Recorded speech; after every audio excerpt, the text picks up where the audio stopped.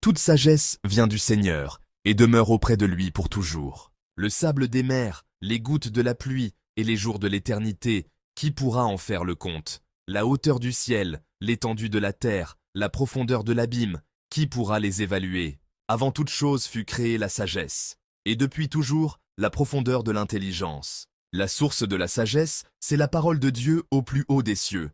Ses chemins sont les commandements éternels. La racine de la sagesse, qui en a eu la révélation, et ses subtilités, qui en a eu la connaissance? La science de la sagesse, à qui fut-elle manifestée, et qui a profité de sa grande expérience? Il n'y a qu'un seul être sage, et très redoutable, celui qui siège sur son trône. C'est le Seigneur, lui qui a créé la sagesse. Il l'a vue et mesurée. Il l'a répandue sur toutes ses œuvres, parmi tous les vivants, dans la diversité de ses dons, et ceux qui aiment Dieu en ont été comblés.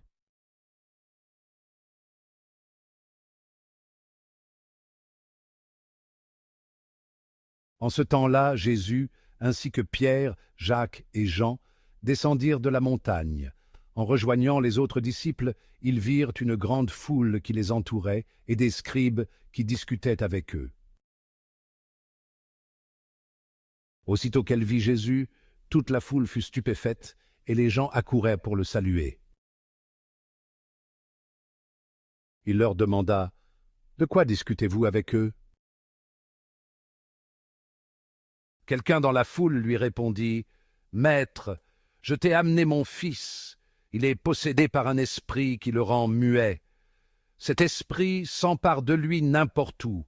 Il le jette par terre. L'enfant écume, grince des dents et devient tout raide. J'ai demandé à tes disciples d'expulser cet esprit, mais ils n'en ont pas été capables. » Prenant la parole, Jésus leur dit « Génération incroyante, combien de temps resterai-je auprès de vous? Combien de temps devrais-je vous supporter? Amenez-le-moi. »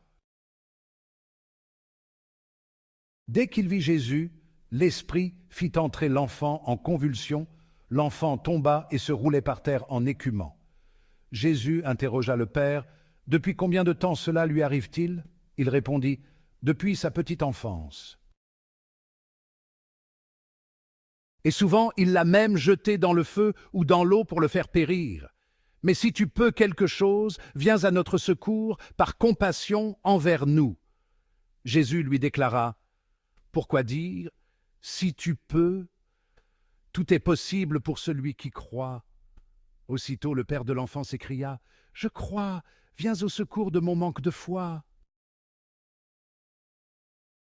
Jésus vit que la foule s'attroupait. Il menaça l'esprit impur en lui disant « Esprit qui rend muet et sourd, je te l'ordonne, sors de cet enfant et n'y rentre plus jamais. » Ayant poussé des cris et provoqué des convulsions, l'esprit sortit.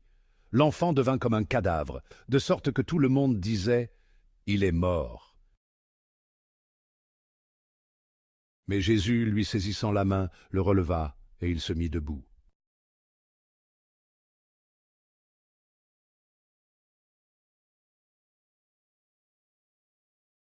La foi, c'est la confiance. C'est avoir confiance en quelque chose que l'on ne peut pas voir. Hébreux chapitre 11, verset 1, la décrit comme étant la ferme assurance des choses que l'on espère, la démonstration de celles que l'on ne voit pas. La foi est le contraire du doute.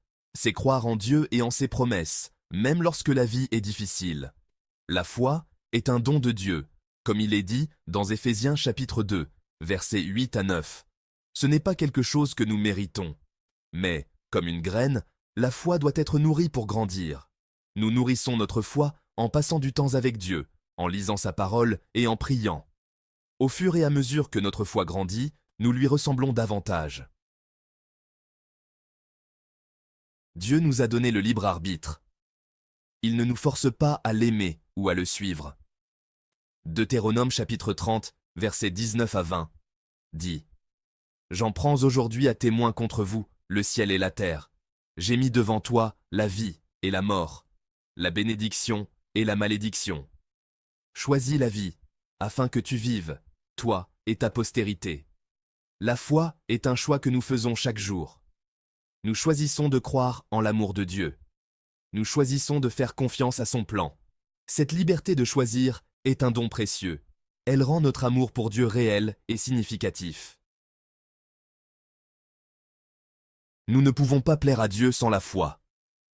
Hébreux chapitre 11, verset 6, nous dit « Or, sans la foi, il est impossible de lui être agréable. » La foi est essentielle au salut. Romains chapitre 10, verset 9, dit « Si tu confesses de ta bouche le Seigneur Jésus, et si tu crois dans ton cœur que Dieu l'a ressuscité des morts, tu seras sauvé. » Notre foi nous relie à Dieu. Elle nous permet de recevoir sa grâce et sa miséricorde. Par la foi, nous sommes pardonnés et faits nouvelles créatures en Christ. Section 4. Persévérer dans la foi. La vie est pleine de défis. Il y aura des moments où notre foi sera mise à l'épreuve. Nous pouvons être confrontés au doute, à la peur ou à la souffrance. Mais Jacques chapitre 1, versets 2 à 4, nous encourage. Mes frères, regardez comme un sujet de joie complète les diverses épreuves auxquelles vous pouvez être exposés, sachant que l'épreuve de votre foi produit la persévérance.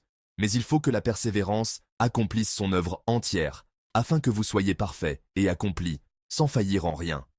Nous devons nous accrocher à notre foi, même lorsque c'est difficile. Nous devons nous immerger dans la parole de Dieu. La Bible est notre source de force et d'encouragement. La prière est cruciale. Parler à Dieu et partager nos fardeaux nous aide à persévérer. Section 5. La foi, la porte de l'éternité. La foi ne concerne pas seulement cette vie, il s'agit de l'éternité. Jésus a dit « Je suis la résurrection et la vie. Celui qui croit en moi vivra, quand même il serait mort. » Jean 11, 25. Notre foi en Christ nous donne l'espérance au-delà de la tombe. La Bible est remplie d'exemples d'hommes et de femmes de foi qui ont persévéré. Abraham a cru à la promesse de Dieu d'avoir un fils, même lorsque cela semblait impossible. La Vierge Marie a fait confiance au plan de Dieu pour sa vie, même si cela signifiait faire face au mépris et à l'incertitude. Leurs exemples nous inspirent à vivre par la foi. Ils nous rappellent que Dieu est fidèle. Il ne nous laissera jamais, ni ne nous abandonnera. Par la foi, nous recevons le don de la vie éternelle.